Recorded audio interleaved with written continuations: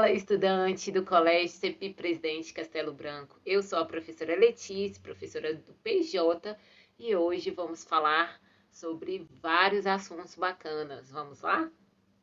Bom, pessoal, espero que estejam todos bem.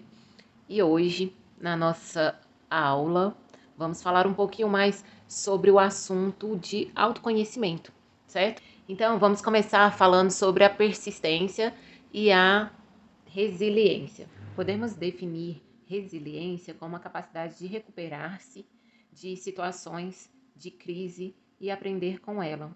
É ter a mente flexível e o tempo otimista. A persistência é a capacidade de se preparar, dedicar e saber insistir pelos resultados que você deseja alcançar. Podemos compreender, então, que resiliência é a capacidade de se recuperar de situações de crise e aprender com ela. É ter a mente flexível e o pensamento otimista, com metas claras e certeza de que tudo passa, certo? Então, dentro desse vídeo, a gente vai dar uma olhada aí um pouco mais profunda, né, nesse videozinho, sobre resiliência e persistência, certinho? Então, vamos dar uma olhada no vídeo e depois voltamos a conversar. A decisão, ela é, para mim, o ponto de partida para qualquer ação. A decisão, ela molda o seu destino. Todos os dias nós tomamos várias decisões. Mas será que essas decisões são decisões que realmente mudam a nossa vida? Ou nós tomamos decisões paliativas? Decisões que não impactam em nada a nossa vida? O ser humano, ele tem a capacidade muito grande de procrastinar, que é deixar de fazer aquilo que realmente tem que ser feito. A partir dessa decisão, uma decisão ela só é realmente, efetivamente uma decisão quando ela vem seguida de uma ação.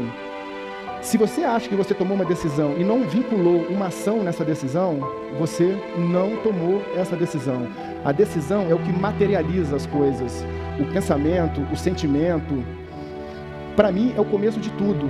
Você se voltar para você, porque a grande mudança, mesmo que você queira uma mudança muito grande, que envolva outras pessoas, primeiro você tem que mudar a si mesmo. Então, você tem que começar a olhar para a sua vida, começar a ver como é que está a sua vida pessoal e organizar essas coisas. O planejamento. O planejamento, ele é, para mim, os seus olhos a longo prazo. A pessoa que não se planeja, ou ela sobrevive, ou ela faz parte de um projeto de uma outra pessoa. Criem metas a curto, a médio e a longo prazo. Se visualizem daqui a 1 ano, daqui a 5 anos, daqui a 10 anos, como é que vocês querem estar. Porque a partir daí, vocês começam a perceber quais ferramentas vocês precisam utilizar, quais mudanças de hábito, né? E esse planejamento, ele tem que vir seguido de uma disciplina. Por que a disciplina? A disciplina é o tijolinho que nós construímos todos os dias. Nós montamos grandes projetos, mas é o dia a dia, é o presente continuado que vai fazer o nosso futuro. Esse futuro, ele é construído através da gente. A gente não pode terceirizar isso para uma outra pessoa, isso é responsabilidade nossa. E a disciplina é fazer o que tem que fazer, mesmo não querendo fazer.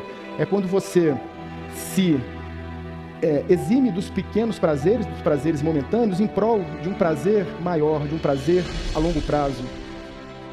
A persistência e a resiliência é o que te faz não desistir. Eu vejo muitas pessoas que, com todas essas ferramentas, estão quase chegando aos seus objetivos, mas cansados, eles acabam desistindo. Então a persistência, a não desistência, para mim é a chave principal desse alcance desses grandes resultados. Todos esses elementos, o pensamento, o sentimento, a decisão, a ação, vão gerar o quê? Vão gerar o que a gente chama de destino. Eu gosto de chamar de resultado. O destino a gente acaba terceirizando, né? A gente coloca isso na mão de outra pessoa. E eu não acredito em sorte ou azar, destino, eu acredito em trabalho, perseverança, disciplina. Que você não é aquilo que você pensa que é. Você não é aquilo que os outros pensam que você é. Você é o seu resultado.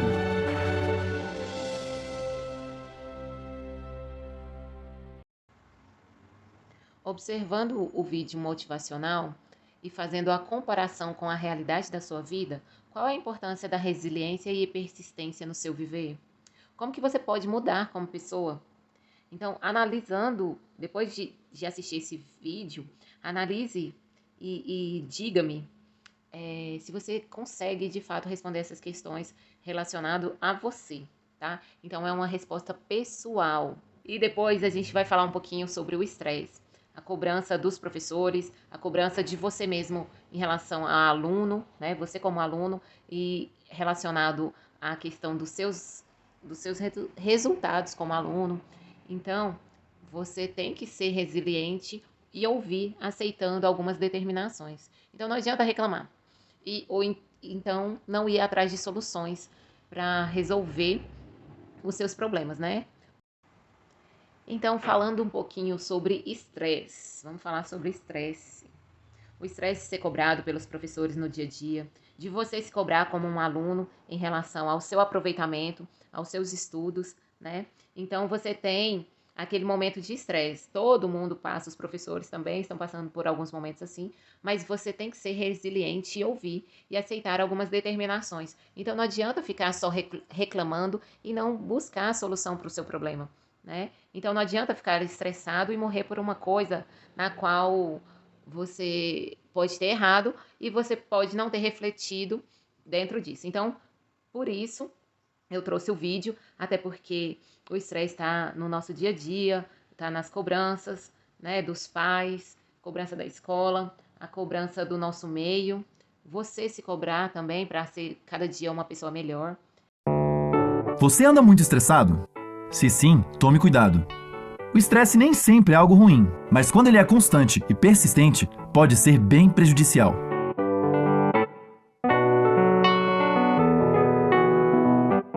O estresse é um tipo de resposta natural que vários seres vivos emitem. Ele envolve uma série de mudanças fisiológicas que preparam o organismo para usar a sua energia armazenada imediatamente, e isso costuma ajudar os seres vivos a sobreviverem. Embora doses pequenas de estresse possam ser benéficas e inclusive nos motivar a alcançar nossos objetivos, doses altas e frequentes podem fazer mal. Alguns sinais de estresse são irritação, tensão, desânimo, dores no corpo e problemas no estômago. O estresse excessivo pode levar a problemas graves relacionados com ansiedade, depressão, insônia, doenças cardiovasculares, obesidade e abuso de substâncias. Agora queria pedir para o Davi do canal Ponto em Comum nos explicar um pouco sobre a importância do cortisol e qual é a função do estresse. E aí, beleza? Bom, quando estamos estressados, hormônios como o cortisol são liberados em maior quantidade na corrente sanguínea. Junto com outros hormônios, o cortisol ajuda a tornar disponível mais energia para o uso imediato e inibe o funcionamento do sistema imune. E o estresse costuma preparar o organismo para lidar com situações difíceis ou que oferecem riscos. Há milhares de anos atrás, ele servia para fugirmos a tempo de leões, por exemplo. Mas hoje em dia, o estresse é uma resposta também a coisas como contas para pagar, prazos e desentendimentos. Um dos principais efeitos do estresse no cérebro é a alteração no funcionamento e diminuição do tamanho de certas partes, como o córtex pré-frontal e o hipocampo. O problema é que essas regiões são essenciais para lidar com situações estressantes, já que estão por detrás da nossa capacidade de autocontrole e aprendizagem. Então, com o passar do tempo, a tendência é que alguém vivendo estresse persistente e frequente permaneça ou piore sua condição, já que ela terá cada vez menos capacidade de regular suas emoções e lidar bem com novas situações estressantes. Existem pelo menos duas formas de estresse: o estresse agudo e o crônico. O estresse agudo é o mais comum e está relacionado com as pressões decorrentes de eventos recentes ou próximos de ocorrer. Se você estiver correndo um sério risco de perder o seu voo, é bem provável que você vivencie estresse agudo e comece a andar mais rápido. O estresse crônico é vivido de forma constante e persistente. Você pode viver isso se estiver em um relacionamento abusivo, por exemplo. O problema é que ficar estressado tão regularmente prejudica o funcionamento normal dos sistemas cardiovascular, endócrino e imune. Esse desequilíbrio biológico constante deixa o organismo mais vulnerável a desenvolver várias condições médicas e psicológicas. Muitas vezes, o estresse crônico está ligado a estilos de vida incompatíveis com a pessoa, como exercer um trabalho que a pessoa não gosta ou que a sobrecarrega. O primeiro passo para reduzir o estresse é identificar os comportamentos ou situações que estão causando ele e então mudá-los. Mas isso nem sempre é fácil. Por isso, a ajuda profissional de um psicólogo pode ser muito útil. O estresse crônico pode sim ser tratado. A psicoterapia costuma ser o mais indicado, mas em alguns casos, a medicação receitada por um psiquiatra também pode auxiliar. A partir da visualização desse vídeo, eu quero que vocês me digam se você tem algum tipo de estresse. Qual é esse estresse? Então, vendo esse vídeo, considera que é um estresse crônico ou agudo? Comenta para mim, então, lembrando algumas experiências de estresse sobre a sua vida, tá? Um momento que te marcou bastante e que, às vezes, você ficou com vergonha, porque depois você entendeu que você só estava estressado mesmo, mas que, de fato, você estava errado e não tinha razão para explodir, ou que você entendeu errado a situação. Enfim, conte-me a sua experiência em relação a essa questão relacionada ao estresse. Então, temos que ser tolerantes. E por que temos que ter essa tolerância?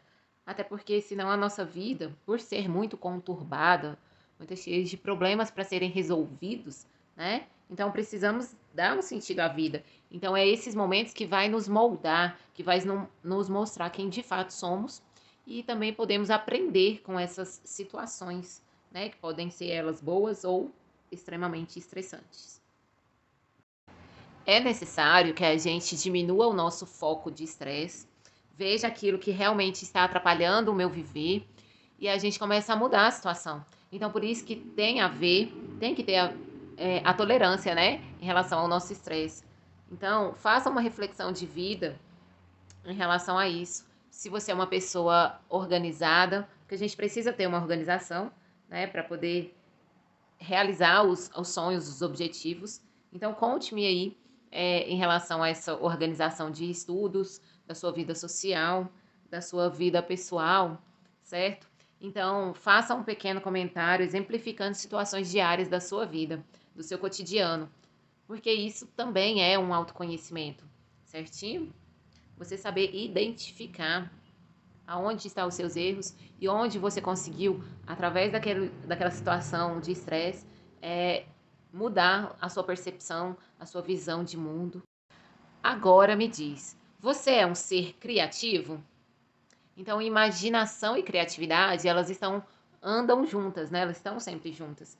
Então, essa criatividade e essa imaginação, quando a gente imagina algo, por exemplo, eu quero ser um vereador, um futuro vereador da nossa cidade. Então, eu vou ter uma imaginação de como é ser um vereador. Mas como eu vou ter que buscar a percepção, vou ter que pesquisar sobre o que é um vereador, o que um vereador faz, quais são as atribuições, né, voltadas para esse cargo, essa função aí, de representar tantas pessoas. Eu quero ser o melhor estudante da minha escola. Então, você vai ter que criar, ter uma imaginação e ter uma criatividade para se organizar com ações que, de fato, vão conseguir te levar até o seu objetivo final. Sair do ponto A e ir para o ponto B, certinho? Que é o objetivo final ali. Então, por isso eu trouxe mais um vídeo para vocês. É um vídeo curtinho.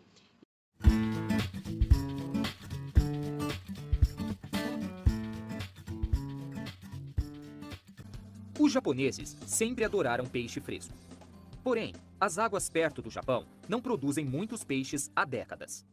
Assim, para alimentar a sua população, os japoneses aumentaram o tamanho dos navios pesqueiros e começaram a pescar mais longe do que nunca. Quanto mais longe os pescadores iam, mais tempo levava para o peixe chegar. Se a viagem de volta levasse mais do que alguns dias, o peixe já não era mais fresco. E os consumidores japoneses, que eram o público-alvo, não gostavam do sabor desses peixes. Para resolver esse problema, as empresas de pesca instalaram congeladores em seus barcos. Eles pescavam e congelavam os peixes em alto mar. Os congeladores permitiram que os pesqueiros fossem mais longe e ficassem em alto mar por muito mais tempo. O público-alvo, porém, conseguia notar a diferença entre peixe fresco e peixe congelado e, é claro, não gostou do congelado. Então, as empresas de pesca instalaram tanques nos navios pesqueiros.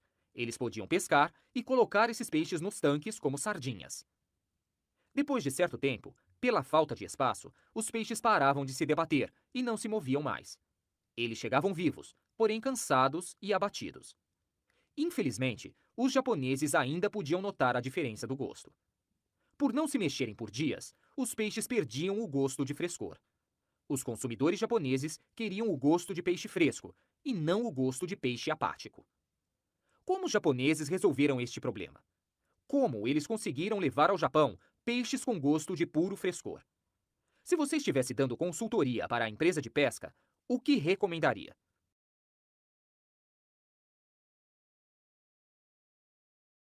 Para conservar o gosto de peixe fresco, as empresas de pesca japonesas ainda colocam os peixes dentro de tanques, nos seus barcos. Mas eles também adicionam um tubarão de pequeno porte em cada tanque. O tubarão come alguns peixes, mas a maioria deles chega muito viva e fresca no desembarque. Tudo porque os peixes são desafiados lá nos tanques.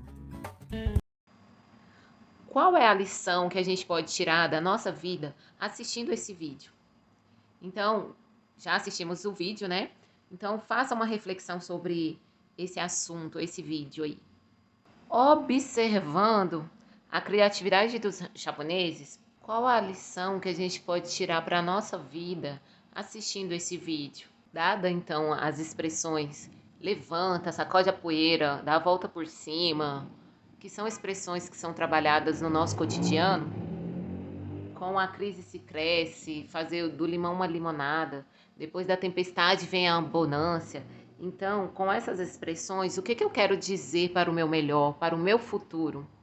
E comentar essas expressões, como a gente está no tempo de hoje, então, o que quer dizer, o que para você quer dizer de fato? O que tem a ver do limão fazer uma limonada? Então, como que eu posso tirar proveito dessa situação para poder melhorar como pessoa, para poder vencer, né? Ser um estudante atuante na minha escola. Então, avalie-se em relação a isso. Nesse tempo de pandemia, ninguém estava preparado para isso, né? Então, foi um desafio que chegou a todos nós. Então, como que a gente está lidando com essa situação? A gente saiu da escola da noite para o dia, os professores tiveram que aprender a mexer na internet, no YouTube, né? Não que não soubesse, mas muitos não mexiam ali no YouTube, gravação de vídeos. E os alunos também tiveram, alguns deles tiveram essa inserção virtual, né? Então, eu quero saber o que você tem feito nesses últimos dias para o seu aprendizado, para a sua vida, para você melhorar os seus estudos, como você tem organizado a sua vida de estudante. Então, você vai me contar um pouquinho sobre tudo isso que eu questionei e sem deixar de colocar essas questões, então respondendo essas questões, né? Então, você vai criar essa redação e bem bonitinho aí, façam e envie para mim pelo meu e-mail. Então é isso, pessoal. Espero que tenham gostado. Qualquer dúvida, me procure nas minhas redes sociais ou no blog da escola. Um forte abraço e até mais!